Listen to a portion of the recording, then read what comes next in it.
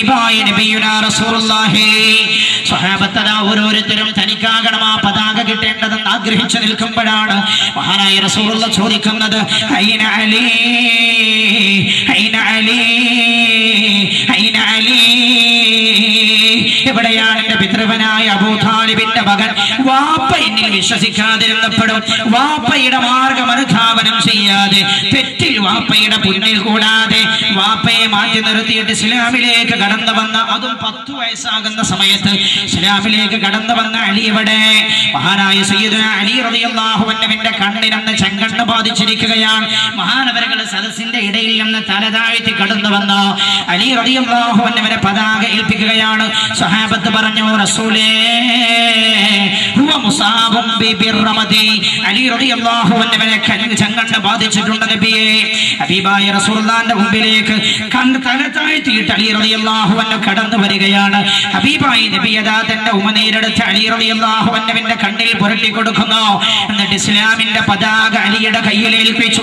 ഹബീബായ റസൂലുള്ളാഹി പറഞ്ഞു, ഈ അലിയാണ് നാളെ സ്വർഗ്ഗത്തിലേക്ക് യുവാക്കളെ നയിക്കാനുള്ള ആളെന്ന് ഹബീബായ നബി മുഹമ്മദ് മുസ്തഫ സല്ലല്ലാഹു അലൈഹി വസല്ലം. അതേപോലെ എന്റെ യുവ സഹോദര, നാളെ സ്വർഗ്ഗത്തിലേക്ക് യുവാക്കളെ നയിക്കാനുള്ള ആളാരാണെന്നറിയുമോ? ഈ അലി റളിയല്ലാഹു അൻഹുവിന്റെ സഹോദരനുണ്ട്, ജഅഫർ ഇബ്നു അബീ താലിബ് റളിയല്ലാഹു അൻഹു. 32 വയസ്സാകുന്ന സമയത്ത് തന്റെ ജീവിതം അല്ലാഹുവിന് സമർപ്പിച്ച മഹാനാണ് മഹാനായ ജഅഫർ ഇബ്നു അബീ താലിബ് റളിയല്ലാഹു അൻഹു. മൂത്തത്തി യുദ്ധം നടക്കുകയാണ്. യുദ്ധത്തെക്കുറിച്ച് ഞാനൊന്ന് പറയുമ്പോൾ പറഞ്ഞോട്ടെ. ഒരു പക്ഷേ ഈ വാക്ക് കേൾക്കുന്ന സഹോദര സമുദായത്തിലെ ആളുകളുണ്ടാകും, ഇസ്ലാം യുദ്ധം ചെയ്ത് ആളെ കൊന്നതല്ല, ഇസ്ലാമിൽ യുദ്ധമുണ്ടായത് തന്നെ റസൂലുള്ളാഹി ജനിച്ച സ്ഥലം മക്കയാണല്ലോ. എന്റെ ഈ വാക്ക് കേൾക്കുന്ന സഹോദര സമുദായത്തിലുണ്ട് ആളുകളുണ്ടെങ്കിൽ അവർക്ക് വേണ്ടിയാ ഞാനിത് പറയുന്നത്. ഈ ചരിത്രം ഞാൻ അവിടെ പറയുമ്പോ യുദ്ധത്തിന്റെ ചരിത്രം പറഞ്ഞ് യുദ്ധത്തിലേക്ക് ആളുകളെ തള്ളി വീഴ്ത്തുകയാണെന്ന് മനസ്സിലാക്കണ്ട. കഴിഞ്ഞുപോയ കാലഘട്ടം ഇസ്ലാം യുദ്ധത്തിന്റെ മതമാണെന്നും മനസ്സിലാക്കണ്ട. ഇസ്ലാമിൽ യുദ്ധമുണ്ടായത് യുദ്ധത്തിനല്ല, ആളെ കൊല്ലാനല്ല. ഒരു നിലക്കും പിടിച്ചു നിൽക്കാൻ കഴിയാതെ വന്നപ്പോ കിട്ടിയ അടി തടുത്തതാണ് എന്റെ സഹോദര. റസൂലുള്ളാഹി ജനിച്ച നാട് മക്കയാണ്, റസൂലുള്ളാഹി വഫാത്തായത് മദീനയാണ്. മക്കയും മദീനയും തമ്മിൽ 480 കിലോമീറ്ററിന്റെ ദൂരമുണ്ട്. ജനിച്ച നാട്ടിൽ നിന്ന് ആളുകൾ ആട്ടിയോടിച്ചു. വേണമെങ്കിൽ അവിടെ മഹാനായ സയ്യിദുനാ ഉമർ ഇബ്നുൽ ഖത്താബ് റളിയല്ലാഹു അൻഹുവിനെ പോലെയുള്ള സഹാബാക്കളുണ്ട്. അവിടെ വെച്ചൊരു യുദ്ധം നടത്താമായിരുന്നു, പിടിച്ചു നിൽക്കാൻ. പക്ഷെ നടത്തിയില്ല. സഹാബാ, നമ്മൾ കാരണം ഒരു രക്തച്ചൊരിച്ചിലുണ്ടാകരുത്.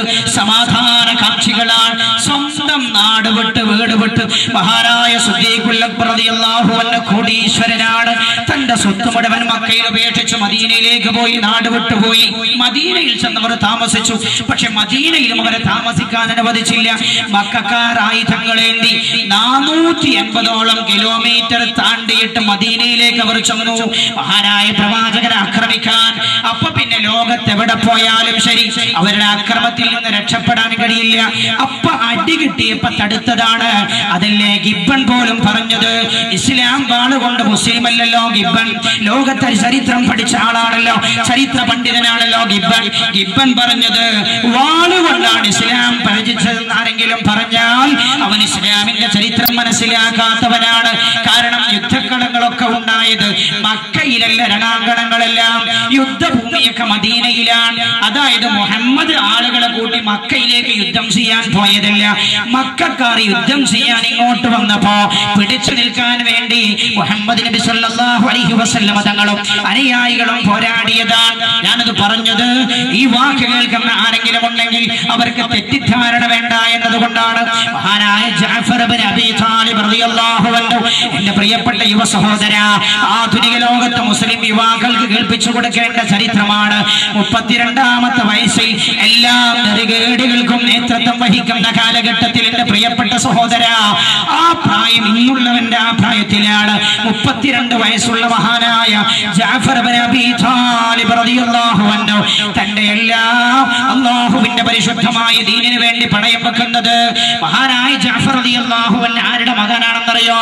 മഹാനായ നബിയുനാ മുഹമ്മദ് മുസ്തഫ സല്ലല്ലാഹു അലൈഹി വസല്ലം തങ്ങളുടെ പ്രിയപ്പെട്ട മകനെ പ്രിയപ്പെട്ട പിതൃഭനായ അബൂ താലിബ് റസൂലുള്ളാഹിയിൽ വിശ്വസിക്കാൻ കൂട്ടാക്കിയില്ലെങ്കിലും റസൂലുള്ളാഹിനെ പൊന്നുമോനെ പോലെ സംരക്ഷിച്ച മഹാനായ അബൂ താലിബിന്റെ മകനാണ് ജഅഫർ ഇബ്നു അബീ താലിബ്. മഹാനായ നബിയുനാ മുഹമ്മദ് മുസ്തഫ സല്ലല്ലാഹു അലൈഹി വസല്ലം അന്ന് അബൂ താലിബ് മക്കത്തൊരു ഭയങ്കരമായ പട്ടിണി ഉണ്ടായി, ക്ഷാമത്തിന്റെ വർഷമുണ്ടായി.